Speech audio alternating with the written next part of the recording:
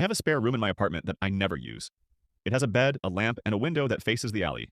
I moved in 2 years ago and the landlord said the previous tenant left in a hurry and didn't take everything. There was a box in the closet with some clothes and a phone charger and a library book 3 weeks overdue. I put the box in the corner and forgot about it.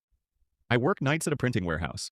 I leave at 10 p.m. and get back around 7 a.m. and sleep until noon. My schedule means I rarely see neighbors and they rarely see me. The 6 building months has after I 8 moved in, units, I and noticed I know the maybe spare two room people smelled smelled different. Not bad, just different. Like someone had been in there breathing. I figured it was the ventilation.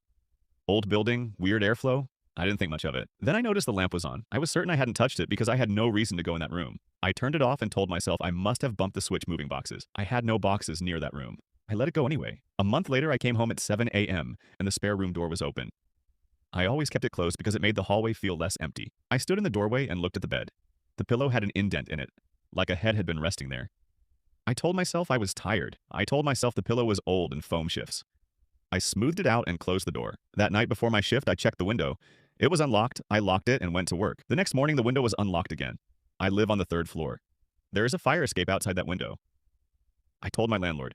He said the latch was faulty, always had been. He'd fix it. He didn't fix it for 3 weeks. During those 3 weeks, I started noticing small things. A glass moved from the left side of the drying rack to the right. A chair at my kitchen table turned slightly toward the wall.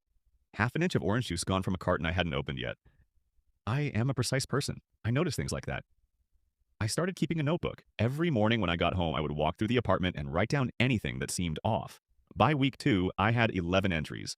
The spare room pillow indented twice more. A blanket folded differently than I left it. A book on the nightstand that I didn't own. A paperback western with a cracked spine and no name inside. I sat with that book for a long time.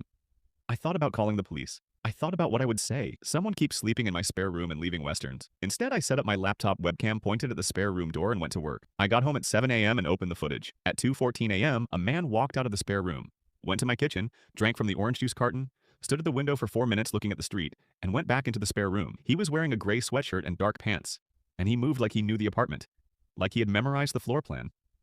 He never looked at the camera. I called the police from the parking lot of my building. They came in and checked the spare room. Empty dot. Window open. They found the box the previous tenant left. The clothes inside were not the same clothes. Someone had replaced them. The library book was gone. The paperback western was gone.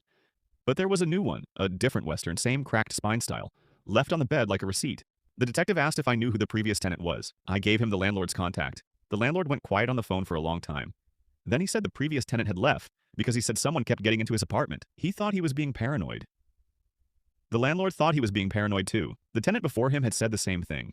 The apartment had turned over 4 times in 3 years. Everyone left saying they felt like they weren't alone. I moved out that weekend. I left the lamp on in the spare room. I don't know why. It just felt right, like leaving a